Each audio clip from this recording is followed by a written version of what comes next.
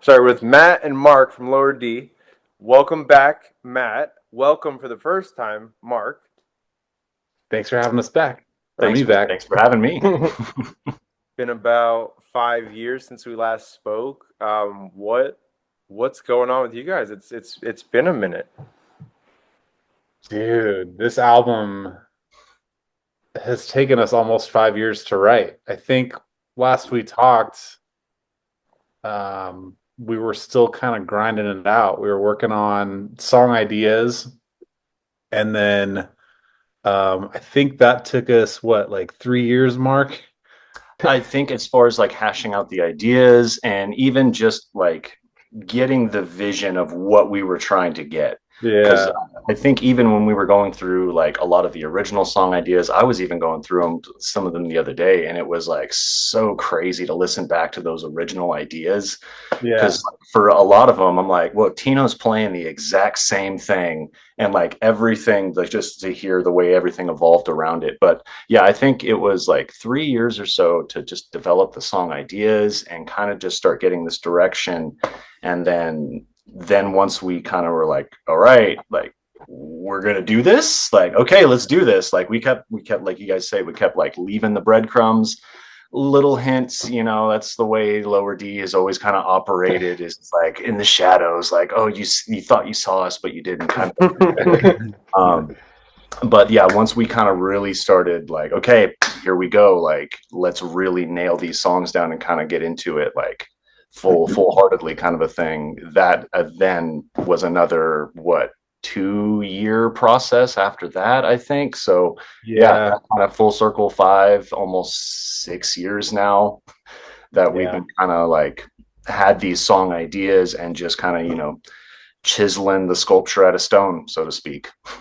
yeah. Some of these songs were written like before this before the COVID batch of songs that we dropped. Mm. Some of these were like Oh, from interesting. pre that. So I some of think these, I think the New Miami Nights was one of those, because I remember that yeah, was one of the songs that we teased on that Joshua Tree thing we did like yeah, during COVID. But yeah, that song, and then there were a couple other ideas that I think even as far back as the Potion show, Castle, yeah, was from the show that we did back in 2018. It was one of right? those ideas that we initially were wanting to almost like kind of just real quick write a new song for the show, but it didn't work out. And then that idea kind of lingered on, and then yeah, that turned into kind of what turned into Potion Castle. Yeah. So how'd you guys Heck yeah. pick the singles? Like, because you guys released those 4 singles, like how'd you pick those to be released over putting them on the new album? So it was kind of it was kind of weird. Like we it wasn't weird, I guess, but God mode was just like an obvious, like, oh, that's gonna get people Mhm. like super stoked, get them talking, and it's like a question mark song. Like, is this the new direction? This sounds Mm. old, but it sounds new.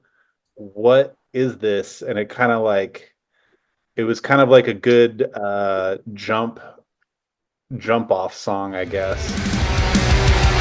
You can take it to the back of the head, but you don't know what it takes to be a Yeah, ghost. it was kind of a no-brainer with that one. Mark, what was the what did how do you recall it? I mean, I know that there were a few that were toss ups for it, but that Yeah. one, I think, even like everybody that we were kind of working with that kind of also had hands in this record. Like I remember we were talking with Jaime and like a couple of the other people, and that song just kept coming up. Or everybody that we would show, like, because obviously you kind of hash out ideas and how things sound with your Yeah. friends. Like, oh hey, check this new demo. What do you think? Gauging their reactions, and that song always got people so hyped and like Mm. swinging. Like it was just one of those almost immediate reactions every time it was played. So it was, I remember, just because of the high energy, it was, again, the jump off point was, it was kind of almost an unknown, because for the old fans, it was kind of a, well, this is different. like, okay, this is like a Yeah. punk song. Like, where's this going?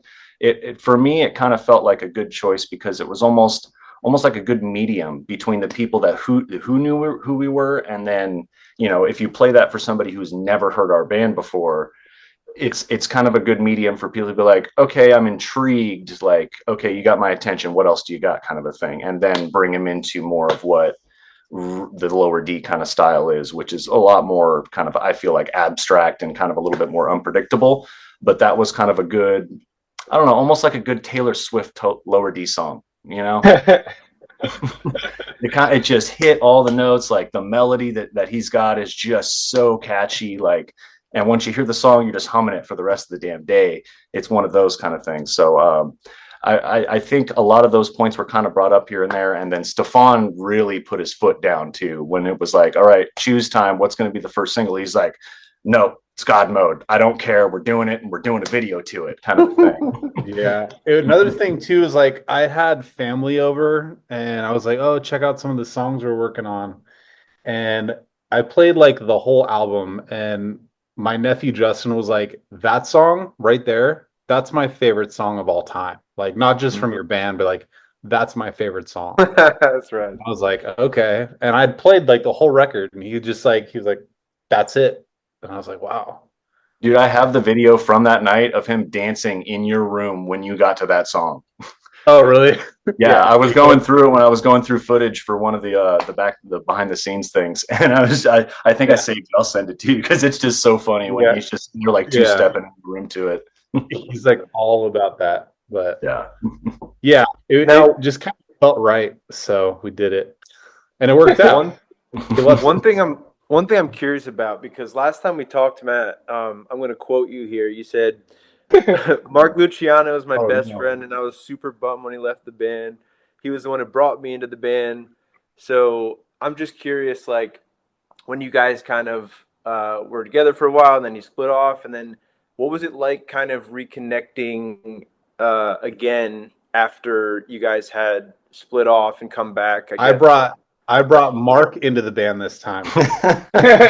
Full circle moment. Like, so when everybody was like, moment, who should we get to play guitar? I was like, we should get Mark. And if we don't get Mark, I'm not playing. Damn. Wow. So this was, now give me a time frame. When was that conversation year-wise in the band? Like where was that point? I think we had that conversation in 2017 because I think it was the year I think it was the year before the show. Oh, okay. Is when we started talking about it. I think that was when Tino did his post, and then we all started kind of conversing, and then I think I was brought in near the end of 2017, and that's when we started planning, I think, for the 2018 show, for the reunion of it. But it's not to say that also there was that huge, 10, 15-year hiatus between me and Matt, hanging out or doing work together. Even after I had left the band, we were still, kind of talking, hanging out sporadically. And then when they started doing the Infinite, etc. EP, Matt would kind of bring me in here and there. I remember lots of nights on top of that mountain in your car, hashing out vocals ideas and harmonies and stuff like that. And like, should I, shouldn't I? Well, what about this part, kind of a thing. And so it's kind of felt real cool to, still somehow be involved without, being, kind of on the stage with them, so to speak, in that kind of a sense. Yeah. Kind of still in the shadows. Yeah. Mark and I have been jamming since I was 16. I think you were 17. I was just turning 17. So yeah, I mean, God, for 20 plus years of our lives now, been, hanging out, working on music. So just kind of the evolution of just that and being able to bounce the ideas and kind of know kind of how what the other person means, because it's always kind of that weird thing when you're working with music, or we're really on anything. You could do it in your job, office life, when you're hashing out certain ideas, when you're unsure of them, if you've kind of got this in tune sense with the guy that you're working with and know how to hash ideas back and forth, even if it sucks, because you gotta shit out those really bad ones. Yeah, you got to polish the turds. That's how you make gold. That you got to crush shit to make diamonds. So being able to kind of have that kind of A/B mentality response, kind of just that where you kind of both see the same future, but kind of look at it in different ways to be able to get there and really kind of make it a whole new thing, because obviously you can make greatness on your own, but once you start introducing other great minds to it who start calling you out on your shit, so to speak, that's when you really kind of start getting to the bread and butter of the ideas, and that's where you get those like oh moments, like those real like the O face breakdown moments kind of thing, I'll call it. So one thing I'm curious about too, because like obviously your guys' friendship is such a big part of, your lives and this band at this point and even in the past, like what is something or what was the I guess what was the moment when you guys kind of realized like, wow, this is like this is gonna be like one of my lifelong friends, or like this is like my ride or die. Like when was that? I'm curious when that moment was for you guys. What? Did we just become best friends? I don't know. Yeah, If there is one. I mean, I don't know if there's like just a definitive like, oh yeah, this is the moment. It's just kind of that slow evolution, where it was suddenly one day I'm like, why am I hanging out with this guy all the time? Like, what the hell? Like, when did this happen? Like it's just kind of that slow roll. That kind of just led into, kind of just a lifelong friendship. And then obviously, with just his talents and me being able to kind of feed off of that, because that was something that had always kind of like I felt hindered me in my writing, was being able to hear things from a vocalist side, to kind of be able to really, expand and make a song feel like it's a full song, not just music and singing over top of it kind of a thing. So, really being able to kind of, trust somebody and their ideas and trust their feedback. And that, just kind of develops into a friendship, I mean, I'm not sure if you'd say the same way, but, oh yeah, 100%. Yeah. That was a really good way of explaining my end of it too, because like when I came into it, I was a drummer. Mm-hmm. And then this little band I was in, they needed a singer. So I was like, well, let's find a drummer, and I met Mark, and it was like, wow, he plays drums, he plays guitar, he plays saxophone, he plays bass. He can hum a melody or sing a melody or whatever. So it was like, okay, this guy's like well-rounded. And I wasn't always confident in the stuff I was doing. Like I'd be writing stuff and I'm like, I don't know, sounds kind of good. I don't know. Like, and he would like encourage me and be like, oh, dude, that's sick. Try this. Or like, dude, if you just hit this note right here, it's going to sound so sick. And I would do it because I wasn't a bitch about my shit. Like I was just like, yeah, whatever, and damn, this song's sick now. Like it was one little adjustment or like, a couple little things here and there. And it's like, all of a sudden it's like this beautiful piece of music that I couldn't have written on my own. I mean, maybe, no, I couldn't have. Like, it's just crazy. Yeah. I think that's the thing that really interests me too, is like, because I'm in a band too, so like the thing that I always talk to my bandmates about, which are basically like my brothers at this point, like I consider them family, is like it's first of all, it's really hard to find a group of people or anyone in life that you trust, and then you're in this thing where you're creating and there's a lot of vulnerability. Like it's so interesting to hear kind of your guys' dynamic, and it seems like two people have known each other for such a long time and have this really cool kind of bond and working relationship like creatively. And I think that is truly the magic, because I think the reason why bands kind of fizzle out, I mean, there's many different reasons, but I think a big one that no one likes to talk about is like a lot of people play in bands and they're not really friends with the people that they work with. It's like a job kind of like these are my work like people. They're not really like my people. And I think if you can cross that bridge of like, no, actually, like, can we be friends? Like, can we hang out outside of this? Like, can we get to know each other? Because I think if you can dial in that, you can unlock like those creative moments, like you were saying earlier, Mark, where like you're sitting with him and like you have this idea like guitar wise, but like you're not sure how the vocals are gonna fit in there, and he's throwing ideas, and you're like, well, wait, what if we do this? And you're like, wait, what if we do this? And like that, I think that's the magic that I think is underrated. Not a lot of people talk about.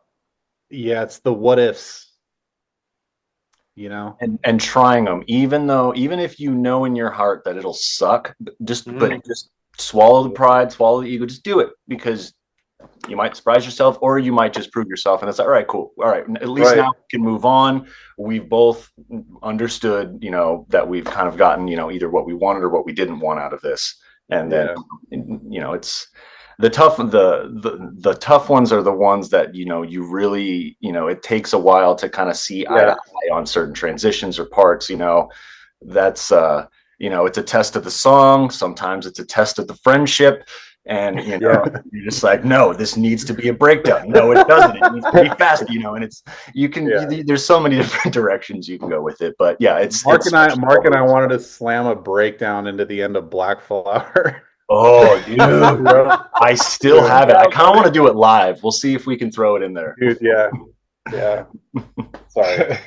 Got off track. That's so funny. You guys got outvoted on that, or what was the deal with that? We didn't get outvoted. I think the song was just so far done. It was too last minute. Yeah, that's what it was. We were way too just like you said, we were way too far along in the process, and it was like, all right, this is going to start costing us more money.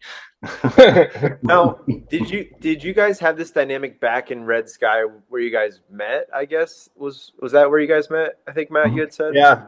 I would say that's pretty much how it's been the whole time. But yeah, I met Mark through an old buddy of mine named Aaron. Rest in peace. He'll pass away. Yeah. He and Mark did you guys jam? Yeah. So he was a neighbor of mine that I met randomly when I was riding my BMX bike out in my front yard on the street. And turned out he played drums. Oh, I play guitar. Oh, you live 3 houses up from me. So we started jamming. I was big into like The Used and Thrice, and he was real big into like Poison the Well and like all those like kind of those style hardcore bands. So we started jamming, and then he's like, "Oh, dude, you got to meet my buddy Geisy." And then I eventually ended up getting introduced to Matt, who played music, loved hardcore, like rode bikes, and it was like, all right, cool, this is sick. And then that was literally just kind of the spark from there. Yeah. And then so we played in the band for a bit, and then I think you ended up kicking out Aaron. Yeah. And then then that was the start of the Red Sky, pretty much.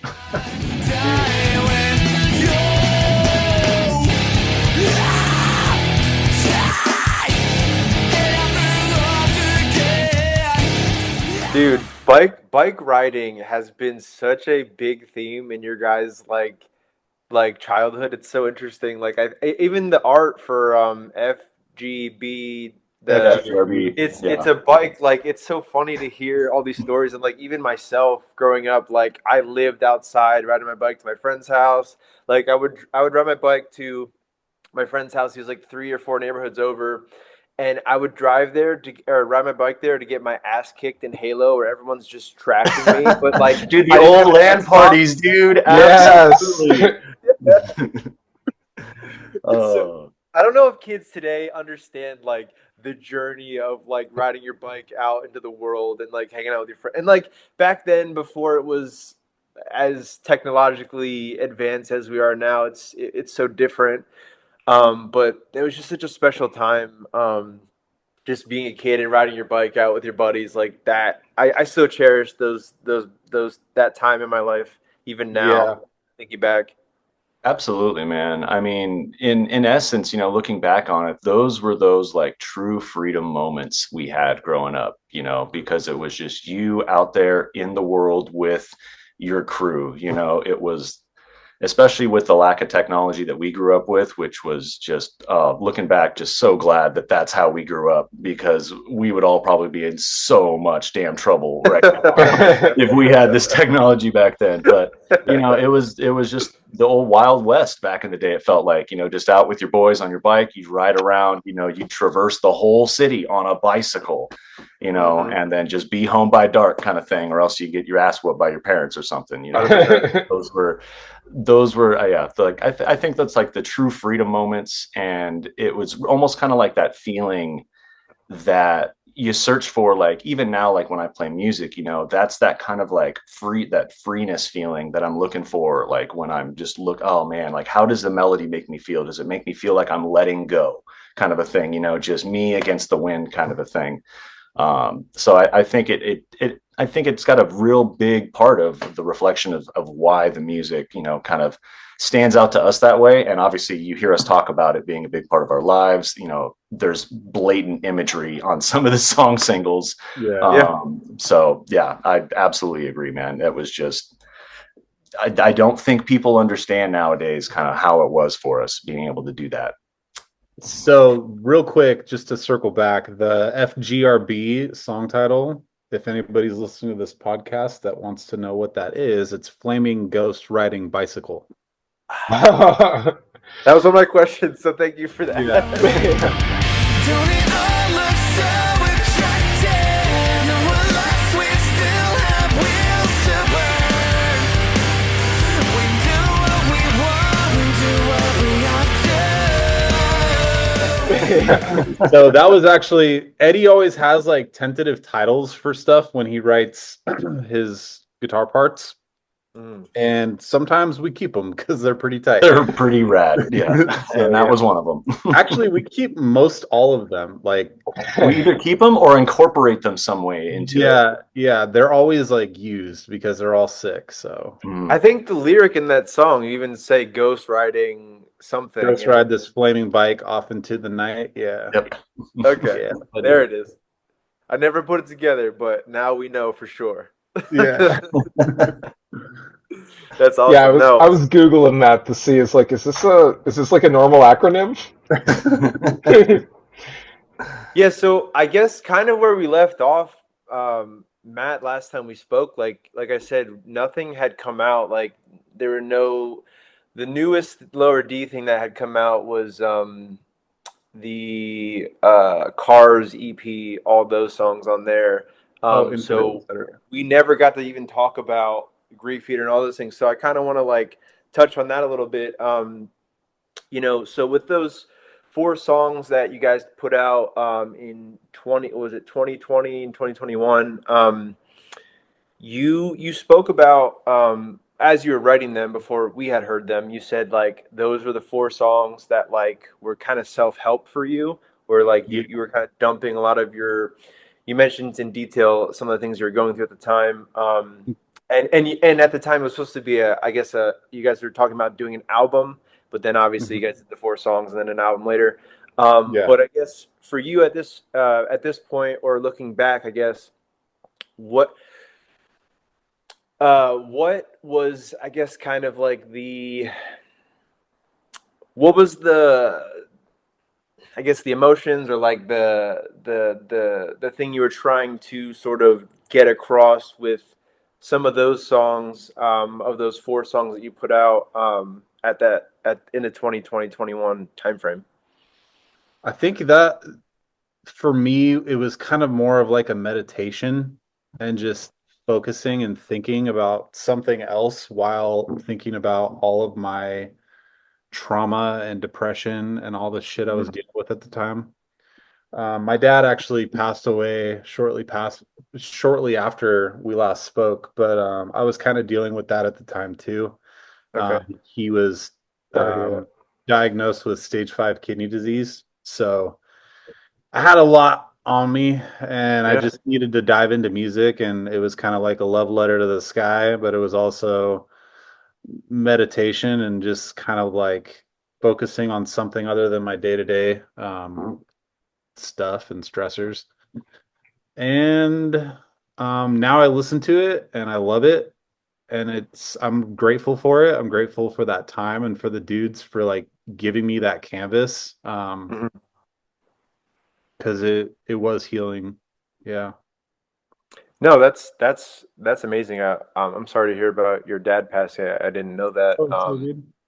But it's so interesting, like, because you were saying how you were in a darker place, and you're like, guys, this album's gonna be really sad. Are you cool with that?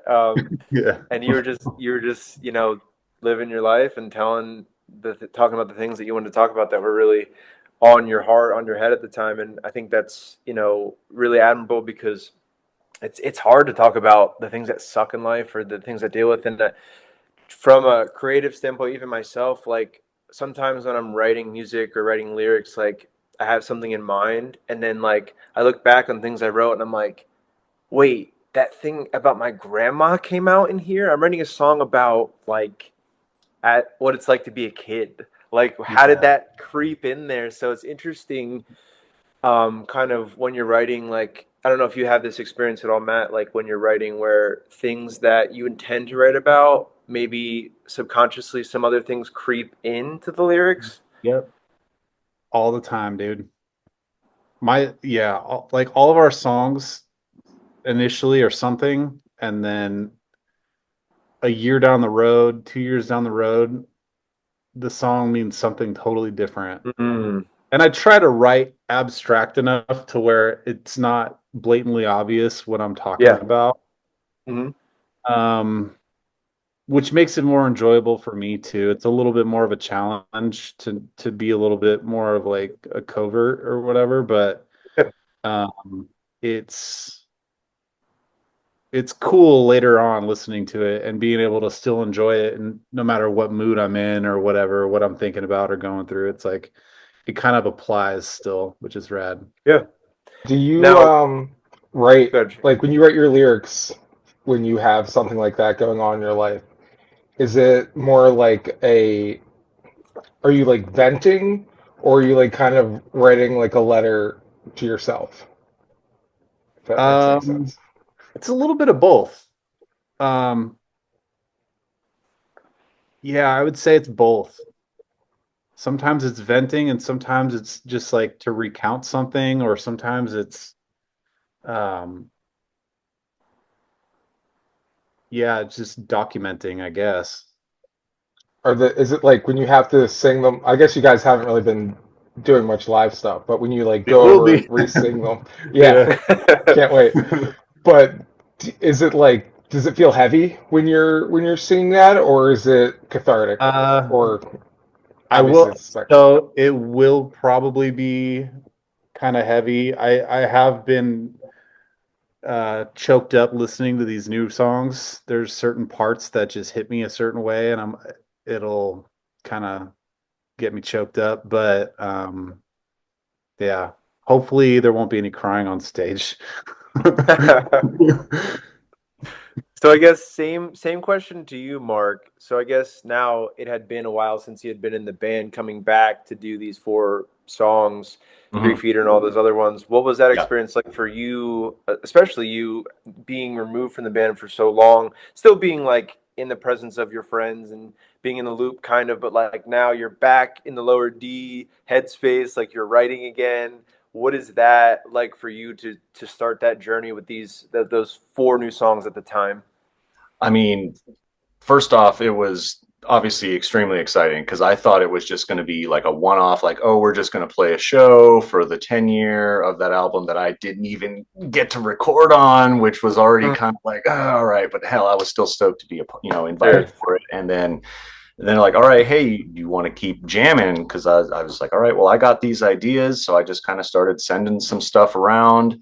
Um, and then Eddie started sending ideas in. I was like, oh my, it was just super exciting to finally, all right, hell yeah, let's do this again.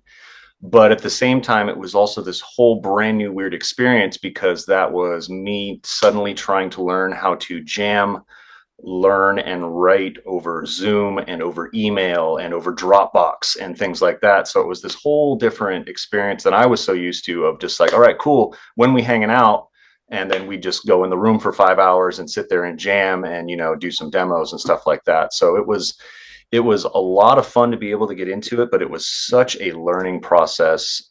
Not so much as far as how to do it, because okay, cool, you send the song over, I put it in my Yeah. DAW, the process itself is easy, but learning how to do the back and forth with everybody like we used to do in the face to face. In the room, it's different. We have a dynamic. It was usually the 4 of us jamming. Matt would kind of be in the corner for a little bit. He would be hashing out lyrics. Then he'd hop on the mic and he'd start hashing out melodies. And we kind of do this back and forth thing. Whereas now it's kind of like, all right, Tino sends over a drum beat, and all right, what do I do with this? How do I mold this with my idea? Who do I send it to next? To kind of move it along the process. So it was a little bit of that learning curve of figuring that out. That also might have been why it took us 2-3 years of working on these songs, of finally getting them to a point where we were like, all right, now I think we're ready to actually book a room together and jam them once or twice, and then start recording some of them and go that whole route. But it was a lot of fun. I mean, if you've ever done any writing or obviously everybody did work over COVID, how many bounce version 1.72 final 0.3, this is the final 0.4, like even when I was going through yesterday, I was like, oh, let me pull up the old Grief Eater. Let me pull up the original idea. And it, first off, took me 5 minutes to find it through all of the different versions we had. Yep. And also because they usually are called something stupid when we name the idea. Yeah. But it was just crazy, and this cool nostalgia to go back and listen and be like, oh my God, I actually remember like what I felt like when I heard this the first time, and then to almost correlate some of the parts with how the final song turned out. Yep. Just such a cool experience to be able to do that. But obviously a lot more trial and error with the back and forth, especially with this new technology thing that we've been doing, until they can figure out a way for us to practice through Zoom with zero latency. I think I think we figured out the best way to do it for the time being. Yeah. No, it was really, really cool to be able to do that. And then it became this, question of, okay, how much do we want to add? What direction do we want to take it? What feels like lower D, even though we're not able to write this the way that we're used to doing it, kind of a thing. But it was absolutely great experience. I have to commend you guys. I think, truthfully, not even to gas you guys up, but honestly, when I hear about reunions, I get excited, but I get nervous. And when I really love a band, it's like, oh my God, like the quintessential records and these songs that you've loved. It's like, how can they one up it? How can they? And honestly, like when Grief Eater came out, I was like, my God, I think they've done it. Like, can I say this is the best thing that they've done up to this point? I don't know. Is it too early to know? It took some time. I think Grief Eater is one of my favorite songs you guys have ever done. And it's so interesting because I talked to Matt. That. Yeah, and Shane as well. Oh, sick. What's interesting is I was talking to Matt around the time when it came out, and I had mentioned something about like no screaming in the song, and then he was like, "Yeah, dude, like honestly, the real ones will ride with us, and the phony ass people who are just like in it for the screaming, like they'll just go by the wayside." I'm paraphrasing you, Matt, here, but like it was so funny to hear that perspective because I was like, dude, I don't even care that there's no screaming. Like, and obviously you have a great screaming cadence, and that's a part of the band, but it's also like it didn't take away from the song, and I was like, how the fuck did they do that? Like that was so interesting to me. And to kind of lightly segue into like the new record a little bit, like there's so much more singing on that record too, so it's so interesting. The thing that I really enjoy in general, the approach that you're taking in these later years of the band is like you're kind of singing over like breakdowns a lot of the times, and I'm like, this is underrated. Like people don't understand how fucking cool this is. Like I have some examples that I'll bring up later about on the new record that you do this, and I'm like, this is so cool. I hope other people can appreciate this for what it is, because like I talked to my band about this too, because we're in like a weird sort of place where we're like, oh, like we're heavy, but then we're not heavy, and it's like, should we scream over this? Should we not? And it's like, I don't ever want to do the thing where it's like you have to do this because that's the rule. Like I feel like you should always play with like some of the expectations, because like as a musician, but also as a listener, I always think it's interesting when a band can really throw you a curveball and you don't know where things are going. And I think you guys have done that really well, especially on the new record too. We've actually coined this term. It's called a bright down. Okay. So it's basically just a breakdown with like a cool lead over it and some singing. And there you go. It's a bright it's down. usually in a happy mode on the guitar instead of in a minor key. So it's the good old bright downs on that. All I see is your heart's ripped open. Wish they didn't cut you out. Cut you out. But our touch next on- album, I'm gonna scream the whole time. Yeah, the whole time. Just because you said that. But to touch on what you said there right at the end, Robert. You know, I mean, let's be real. There are rules in music, but I think they pretty much follow, like, we know their rules because we know that it works if we do that.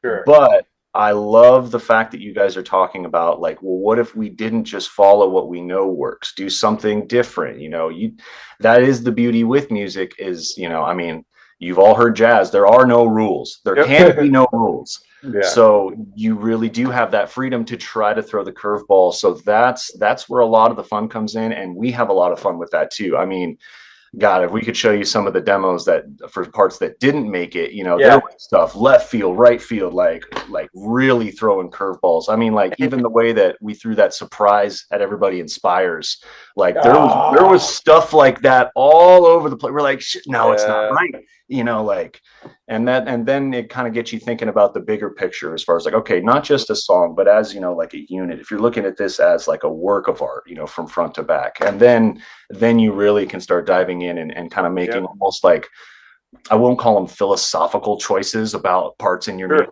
but when you're looking at it from, you know, like a storytelling perspective, I think it's kind of a cool way to be able to do that for people, especially if they are, you know, going to be listening to it from the front to back perspective. And I think to your point about that idea, it's kind of like a tightrope dance where it's like when you're in the writing process and you're doing things, you can kind of like, and if your band's open to it, let's do all the crazy shit. All right, cool. We got all of that out. Everyone had all their shit. All right. What are we trimming now? What are we dialing back so the song is still cohesive and the big picture, like you were saying, is still visible, is still audible without losing it in all the chaos? That is the hard thing to play with in a band, because if you're in a space with guys you trust and like everyone has all these crazy ideas and you play the game where it's like, let's try it and then like all these cool ass ideas, but there's too many, the song's too long or it's too, whatever, we got to start dialing it back. And it's funny because my band's doing that right now where it's like, I was coming into the sessions like, I have so many crazy ideas, everyone's gonna look at me sideways. And then for the first song we were writing, my drummer's like, all right, here's my ideas. He was like next level nutcase. Oh, so we're doing this now. Okay. Yeah. This is I'm excited now. So it's so cool to hear, behind the scenes kind of what that dynamic is for you guys, hearing like you're saying the demos were even crazier and we had to like dial it back. And that's very cool. I really like that. You gotta, it's like making a cake, you have like your base layer and then you have your chocolate filling and then you've got your ice cream and then you've got more of like the cake and then you've got your frosting and then your sprinkles, and it's like it has to have everything for it to taste good or to like not make your ears tired or make you be like, I never need to listen to this again. Like the one and done. I'm tired. Yeah. So I think I kind of learned that from Jaime and Eddie. Because Eddie was always, we'd like listen to stuff and he'd be like, that was really cool, but I don't ever need to hear that again, or like Jaime was like, hey man, just make sure like you're not, peaking the note like the whole song, because like not only are you going to be tired live, but the listener's going to be tired. They're going to get sick of hearing the same thing. So, and like for instance in God Mode, I do hit the same note on purpose a million times in that song because it's supposed to be like a dirty, disgusting like punk song, and it's supposed to just be like super like Neanderthal. And I kind of threw like music theory and like all that out the window for that. I was just like, I'm just gonna hit this note, I'm gonna slam this note like 50 times. So That's really cool. It's like what you're trying to portray and the vibe you're trying to like put off and how you're trying to make the listener feel. There's like so much that goes into it that I think we as a band are learning more about, you know. It's like you don't have to have crazy blast beats and like double pedal going the whole time. Yeah. You know, it's nice to have it. It's a great tool, but the listener's not going to want to hear that the whole time. I mean, maybe they would, but less is more. I feel like it's fair. in our case, like it's more of like something it's like salt and pepper, you know, you just hit it real quick. You don't have to dump the whole thing on, you know. So, yeah. Yeah, that's so cool. Shane, I'm gonna dive into the record. Do you have anything you want to touch on before I dive into this new record that you're curious about? No, but I thought that last piece was really cool because I'm not going to mention any bands, but there's a few singers who'll just like ride that like super high note the whole time, and then you do kind of check out. Where I feel like your songs are kind of like a little bit of an adventure. Like I was telling one of my coworkers who's like, you know, into the post-hardcore scene and whatnot, and I was trying to describe what you guys do. I was like, it's like catchy, it's not overly chorusy, but it feels like it is. Like if that so I really appreciate that you guys take the listener into consideration. Hell yeah. Hell yeah. Yeah, so I guess I mean I want to start. I want to mention a few songs and just kind of get some deeper understanding of some of this stuff. So, new record, Purpose of the Moon. Purpose of the Moon is out now. Now the intro, Loom, like it starts off so different than I would have expected a lower D record to start. Like it's so like vibey and like transy. Not that your music doesn't ever do that, but like and the melody that you are singing that's kind of like distorted.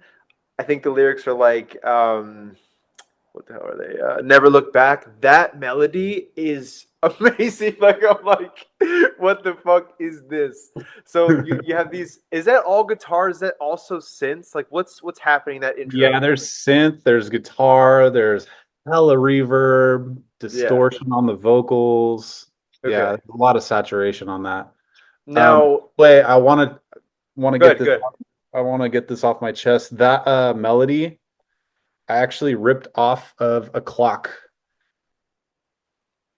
A literal clock? Dan, dan, dan, dan, dan, dan, dan. I'm sick right now. What the hell? Yep. That's so crazy.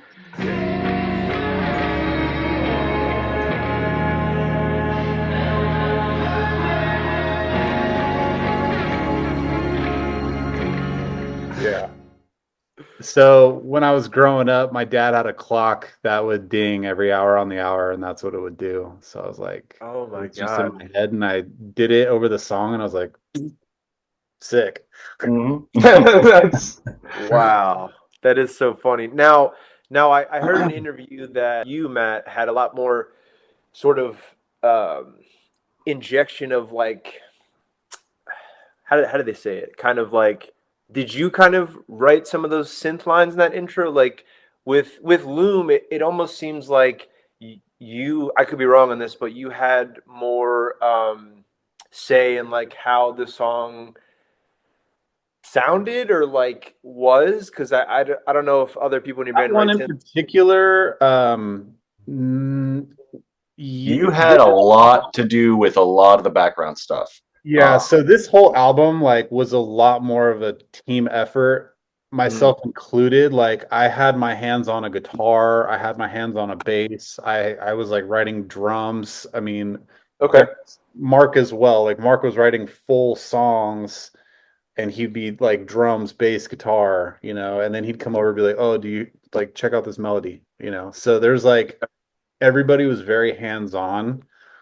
This song in particular, this song took us the longest because It had the most revisions. yeah, this one Mark brought to us as a full song, and then Eddie wrote that like middle part, the like it's kind of like the mellow part, and we kept trying to figure out how to get it in there, and like yeah, it just took us a while to figure it out, and then once we did, that's when I started writing like synth and stuff and like the 808s and then started figuring out my melodies and um there's an 808 drop in that song that's like it sounds like it's out of place. It's like the you know what I'm talking about, Mark? Yeah. So it actually got dragged into the wrong spot. And then I heard it and I was like, that's sick. Yeah, it was on a playback. We're like, nope, that's where it goes now. Like, that's it, dude. Like, oh yeah. Yeah, I was gonna ask where that like trappy part came from because I feel like you guys really haven't done anything like that in other songs. Also, I'm hearing the drum machine. Like, this works so well. Like, yeah. So I wrote that and then showed it to the guys and they're like, oh, that's sick. And then they're like, change this note though so it ends on the same note as the guitar, or like here, this one rubs a little better or whatever. So we got into the nitty-gritty with like everything in that song. So yeah. And I think the big idea with that too, once we also kind of, I think after a certain point of revisions, we'd all kind of internally decided like, this is going to be the opener for the album. Like, this is how we're going to start it. Like, I think once we designated that like Eddie flowy guitar going into that first drop, we're like, yeah, that is how you start an album, kind of a thing. Yeah. And then we kind of started tailoring it to the idea of, all right, well, if it's the first song on the record, like we'd kind of like to give everybody a taste of everything that you're about to get. So how do we incorporate every single kind of style that we're about to throw into this record at you to kind of almost give you like a preview or a trailer of what's about to come, kind of, you know, like mash it into a 3-minute song kind of thing. And then I think with that kind of in the back of our mind, as we were finally developing the finalized versions of it, and then once getting into, you know, the little trap verses and stuff, then it kind of really took its overall shape, I think. And then, you know, it gave the full vision a lot easier of a road to follow to get there, I think. I see that. Yeah, so with this album, I feel like it's obviously lower G, you still feel it, but Rob and I were talking about like how vibey it is and how like big sounding and ambient, which like I feel like your guitar parts used to be like a little more punchy, where everything's I feel like more ethereal. Is that just like did that come organically, or were you guys trying to push the envelope in a different direction? It was a creative choice on that. Like we kind of, especially me and Eddie, kind of had this conversation, you know, because especially when you listen to The Greatest of All Lost Arts, like it is very like it's a great sounding album. Like for somehow it still sounds absolutely incredible compared to stuff nowadays. But when you're listening to it, it's like, nope, there is one single guitar. Like you can place everything. And it's like you're sitting there in the middle of the room with the band, which is a great way to experience a record. We wanted to try to do something outside of the bounds of that and like create more of a soundscape record, to where, you know, okay, well, it is going to be just one guitar over here, but I'm going to layer it with 2 different versions of that same guitar part to bring out, oh, you know, how that feels here, you know. So it's kind of, it was more of a creative choice to like broaden it and kind of almost make it feel like you're listening, or like kind of almost like watching a movie, so to speak, and something like that, where you kind of forget, you get lost in it, and suddenly the song's over, you're like, oh, what the fuck, I was waiting for this part and I missed it. Kind of a thing, just because of the way that everything flows in. And then you add on top of that all of the fun vocal layering and everything we did on top of the main melodies.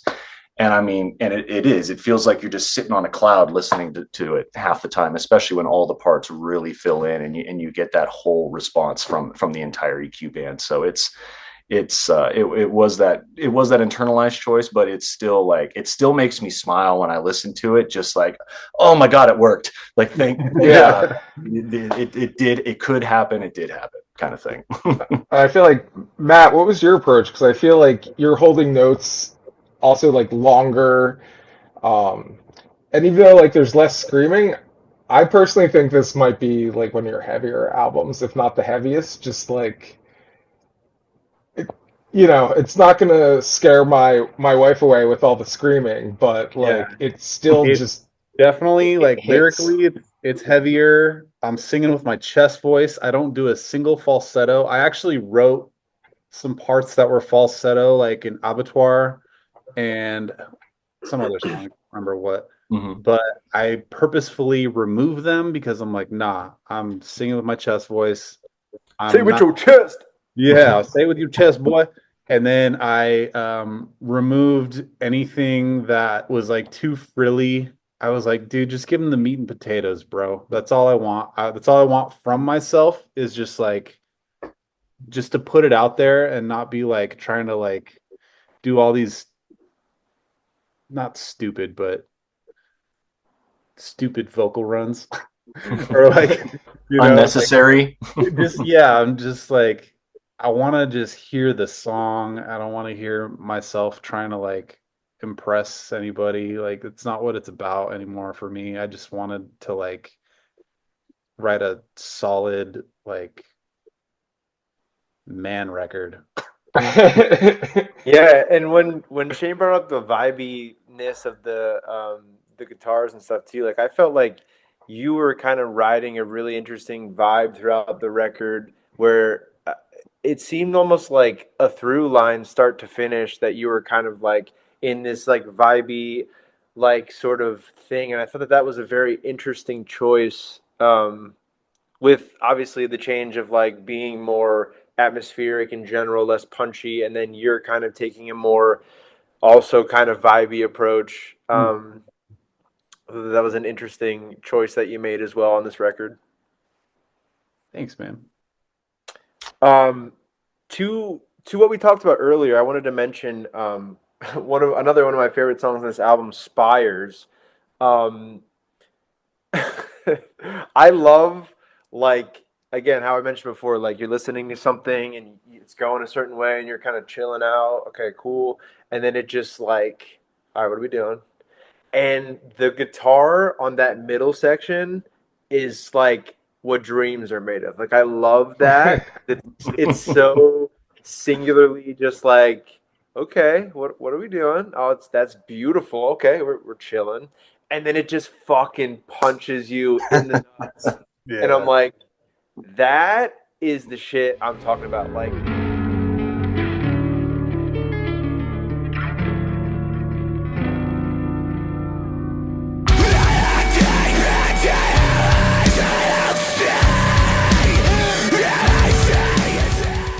again, I you don't need to not that I guess depending on the band or the song or whatever, you can force screaming whatever, but like that is such a great moment to be like, oh yeah, we're just gonna come in balls to the walls, full band, screaming like this. Yeah. Like I want to hear the conversations around, I guess, Spires in general, or specifically that part because it's a highlight for the record for me. It when I got lost in the vibe, that like really brought me like, oh shit, I'm listening. Like that, I want to hear some of the creative. So initially that part was like wrung out guitar with like a drum roll into the breakdown. The breakdown was always there. That was always going to Okay. happen. And then I was like, what if we do like a orchestral part right here or something? And then Mark and I came up with like this like orchestral kit and we wrote like this. It was kind of, what was that, Mark? Like a bass drum and like a snare. It was like a full like orchestral percussion kit that we wrote behind it, doing like a cadence that slowly built, but it kind of had that underlying beat Yeah. Okay. that like kind of like 808 kind of hits like on the main, like I think one and a three kind of thing. Yeah. And then And we then added we added like violin. It was a full-blown orchestra. It was a 30-piece, like it started out with one or two, and then it slowly like Hans Zimmered out like crazy. I ended up doing like some saxophone behind it and this whole like sax jazz run behind Matt's vocals that ended up getting cut because it ended up being too much.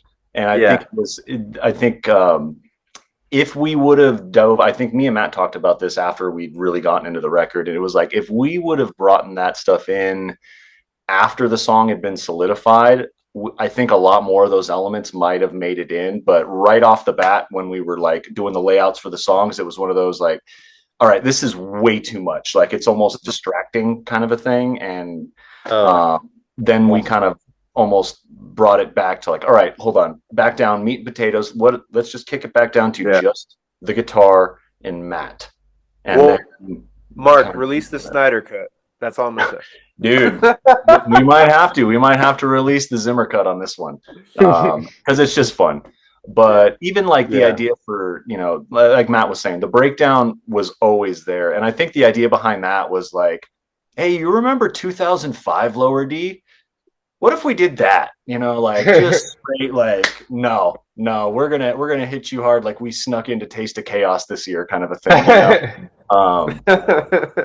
And then obviously the evolution then I think once Matt started pitching the cadence for the screaming, because it was way later in the writing process when we finally obviously started solidifying like the vocals. Like Matt had been pitching ideas since the songs had come out, but once we finally started getting in, and then that very specific like scream cadence he does on that last breakdown, it's like it has such a uniqueness in the way that he hits the syllables that I think the first time we heard it, and it just made the breakdown that much more like, oh my God, dude, like I feel like I'm being murdered right now kind of a thing. Like it just gave it so much more of that nut punch, especially after that whole sweep section, because it was such a tale of two worlds, because that whole bridge leading into it, like you said, you kind of like you almost forget like where are we going with this? Like, oh, I feel like we're just slowing down, like it's turning into a lullaby almost, and then suddenly you fall off the cliff kind of a thing.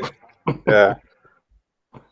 So, that's... Lower D has some hardcore side to them. Yeah. Now, one thing I wanted to ask you, Matt, about the lyrics specifically, because it kind of caught my ear. The lyrics in Inspires, right before that heavy section comes in, you write, I just want to stay asleep now. It's the only way I can see you. I let go my own way. Now, if I were to guess, now you can correct me if I'm wrong and tell me if you want to tell me what it's about. But it sounds like this almost seems like a continuation of some of the themes you were talking about on some of the Grief Eater songs. Yeah. This song was actually written before those. Okay. And it was worked on during that time. But we'd never felt like it was ready yet, I think. Mm-hmm. And we were like, let's just keep working on this one. Let's let it cook a little longer. And then, it had to be on the album. Like, there was no way it was going to get scrapped or anything. We loved it. Yeah. It just wasn't quite there yet. And now you see why it got to cook a little longer, because it turned out needed it. Yeah. No, but this whole album, I mean, I'm still me and I've still experienced the things I've experienced. So like from from Moz to Greatest of All Lost Arts to Infinite, etc., to the FGRB EP to now The Purpose of the Moon, it's gonna have traces of my entire life throughout every song and every like album cycle or whatever. So yeah, there's things on this record from 20 years ago that I've written. Like if I go through my phone, I've got lyrics I've written down from 15 years ago, so yeah, it all just kind of carries on. It's kind of the infinite, etc. It just keeps going. Our pilot never finishes his sentences. You know what I mean? What would like as far as lyrics and writing goes, is there anything on this album that is like most significant to you personally, or as a band, or even for Mark, like a guitar part that means something? You want to go first on this one, Matt? Or you want me to? Why don't you go first? Yeah. I mean, there's a couple for me that stand out. I mean, even on a vocal standpoint, obviously I don't do vocals on this, but I mean, listening to it and there once, certain parts develop, like there was stuff that really kind of hit me and kind of choked me up, especially from stuff that, obviously we're older in age. We've all been through some heavy shit in our lives. So, seeing the shit that we've seen, there's certain things that choke us up. There's a couple parts in Abattoir, just vocally, lyrically speaking. That whole kind of first slow down bridge is, very meaningful as far as lyrically. And the whole ending of that song is just chef's kiss, I think, in my opinion. As well as that song had me breaking down. Yeah, that song's going to be a tough and a fun one to play live for sure. Yeah.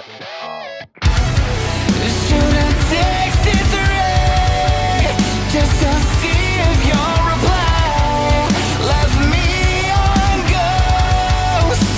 Just to say. Even that song is probably one of the more fun ones for me to play. I got a tapping part in the middle of that one. It really, there's nothing repeated. No sections are ever played twice, so it's a fun one because you're constantly doing movement and changes. The whole little part at the end, the stupid little things that me and Eddie do, like the fun little things we like to throw in here and there. I mean, Grief Eater is just fun to play because I can strum the absolute hell out of the guitar and throw that bitch around like no tomorrow. That one's just a real fun one. God, I mean, really, when I'm thinking about it, there are parts in every song that I can just pick out and be like, oh yeah, that section in Miami Nights, like that is just so fun to play. Potion Cast, God, that second verse, like man, like I got another little tapping thing I threw in there. Like there's so many cool little Easter eggs.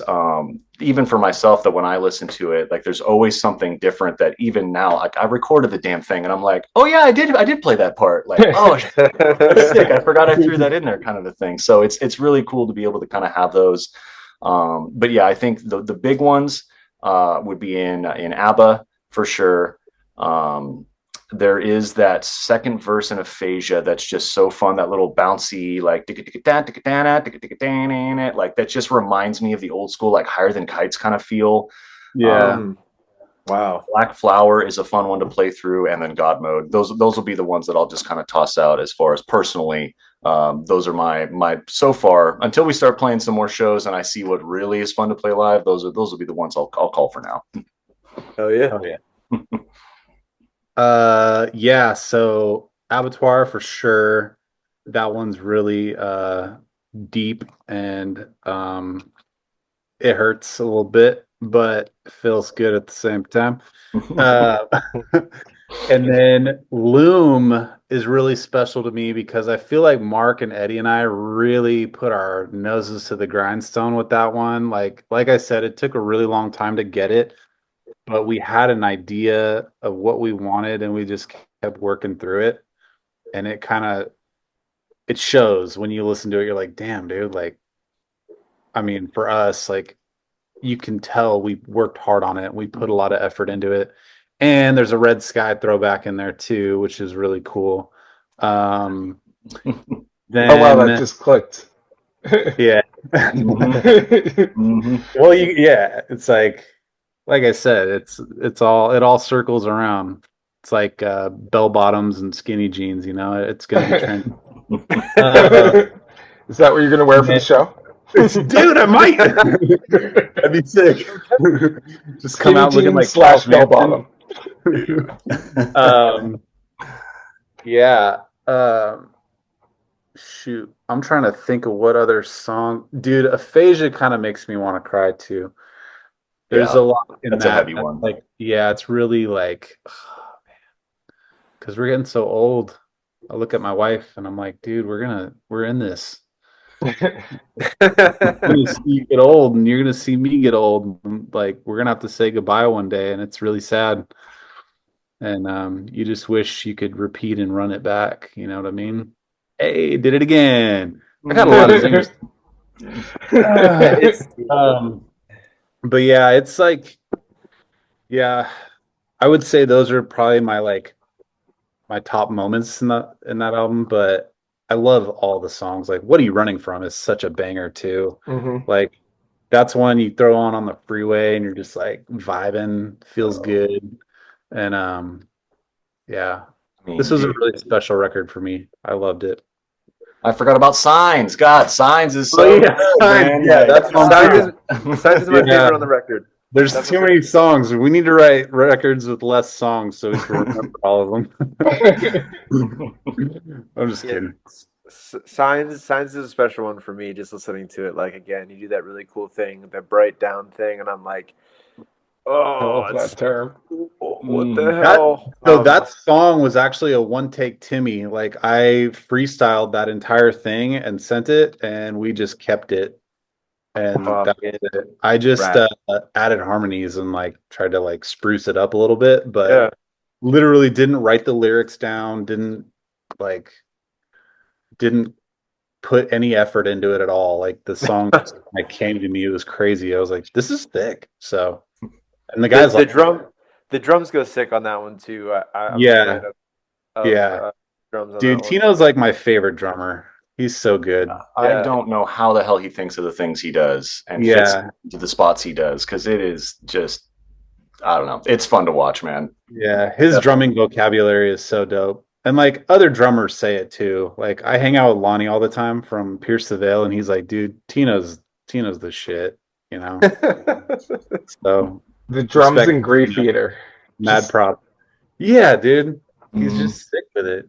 He's just born that way. It's so sick.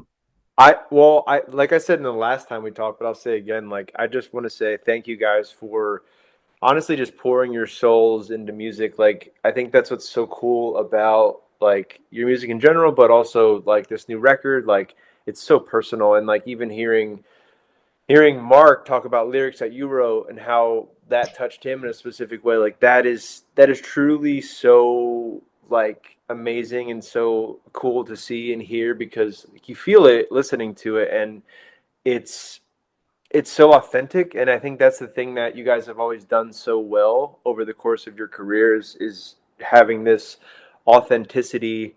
And I think what's funny is you guys have made jokes in the last time we talk about like, I know we're not the best band, but like, you know, we're just out here doing it, and I hope people like it. And it's like, because it just doesn't even matter. Like being the best is like so pointless. It's like, does it mean anything? And I think that's the thing that you guys have always, whether intentionally or not, it's always meant something to you guys. And from all aspects, you can really feel it in the music. And I just want to say thank you guys for, again, blessing the ear holes with interesting music, with cathartic music, with personal music.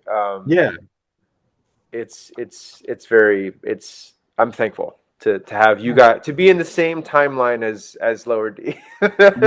Dude, we're grateful for you, man, putting us on your podcast. It's awesome. You always ask great questions too.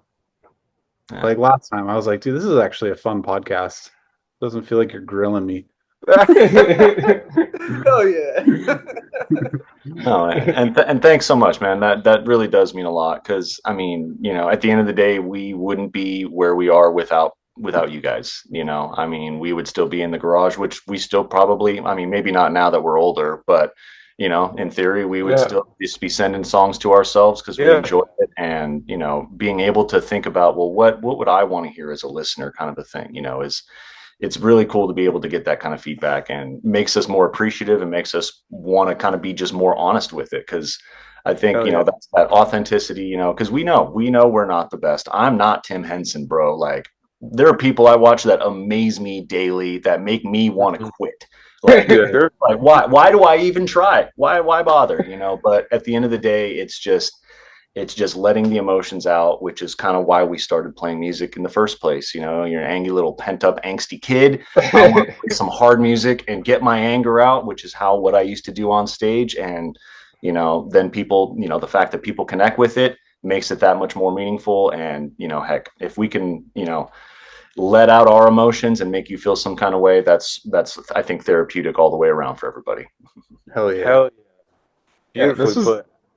definitely my favorite Lower D album, which might be a hot take for some people, but I don't know. It just hit at the right moment for me, and That's good, man. I kind of want to switch up the conversation a little bit to, since we're talking about like your fandom and your strong following. I know you guys got I meant to write it down. I had it on top of my head. You guys got like voted for like what, like best new. There was like some poll online that you guys like really. Oh yeah, that All AP AP, poll or something. Yeah. It was like a big Super one. unexpected, man. Like, Yeah. So now you guys are playing the show. So like, I know you were like messing around with the idea earlier, but like, so as an independent band who's coming back doing a comeback tour, like, how did you guys?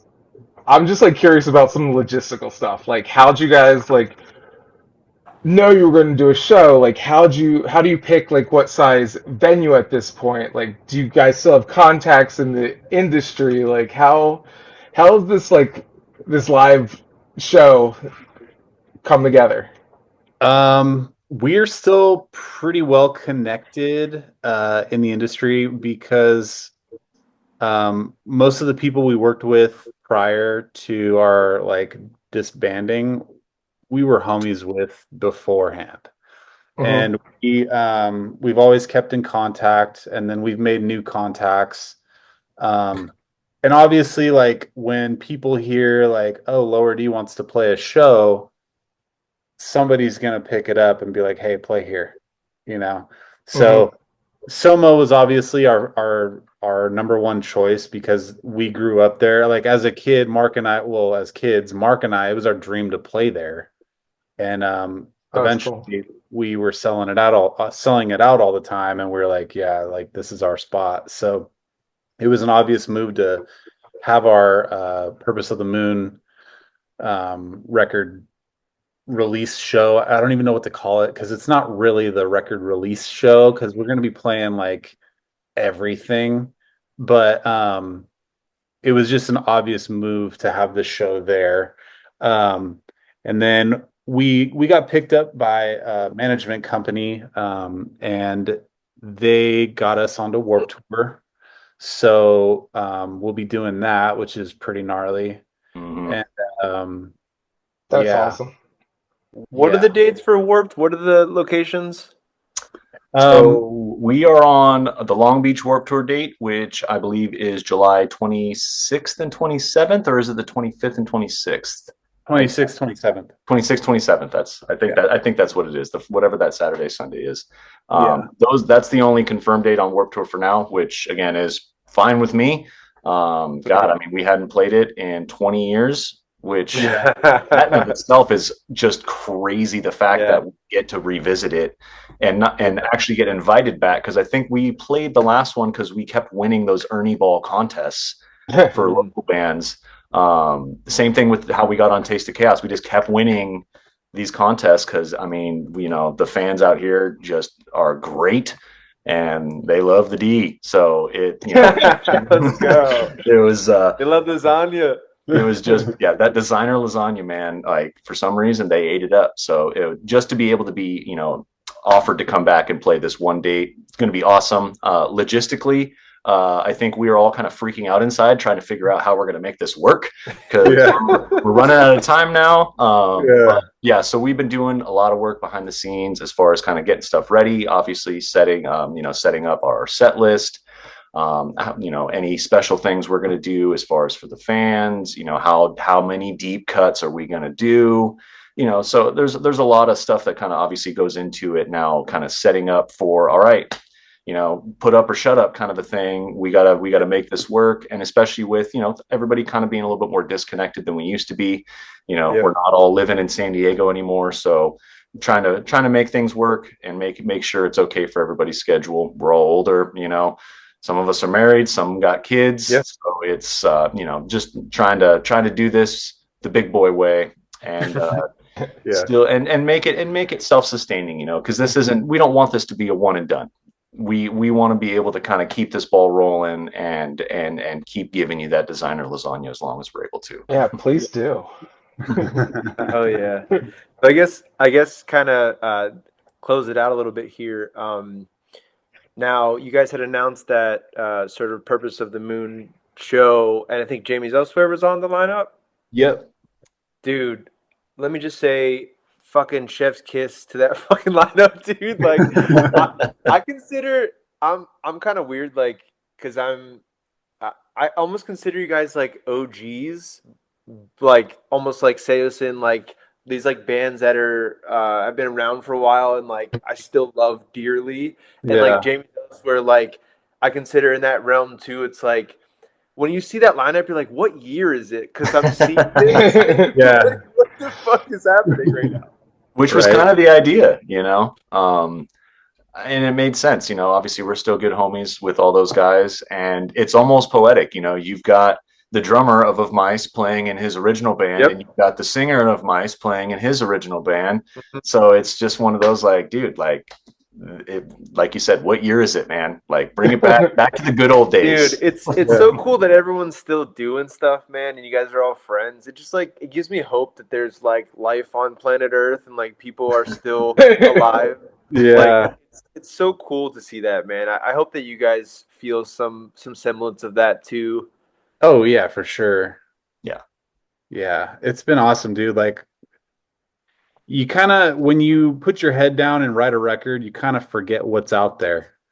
Yeah. And when you drop the record, you start seeing all your old friends coming out and be like, dude, I'm so stoked you guys are doing this. Like, we needed this. And it's like, I didn't know anybody cared. You know, you're just doing it for you, and then you're like, well, hopefully somebody else likes this. And you start seeing that everybody does, and you're like, wow, this does mean something. And it's Yeah. it's really cool. It's really sad that a lot of the spots that we used to play, like Chain Reaction. I don't know if you guys Yeah. have ever heard of that. That closed down. Yeah. But like we were planning on playing there. That was like on our roster. That We're was, like, I think, "Let's hit that." supposed to be the first show. That was the warm-up Yeah. show for Soma, because it Yeah. was smaller and easier to maintain. But yeah, Yeah. unfortunate, obviously. It's part of getting old, man. Things just start going away. Yeah. We're talking like we're so old. We're not even that old, dude. We're not gonna die. We're gonna live to 100 anyways. What are we Yeah. talking about? Yeah. Well, I guess so I know you guys announced some shows. What can you say about things in the future? I know some people have asked, like, are you guys gonna print? Some people on Reddit had some questions. They're like, are they gonna print more vinyls?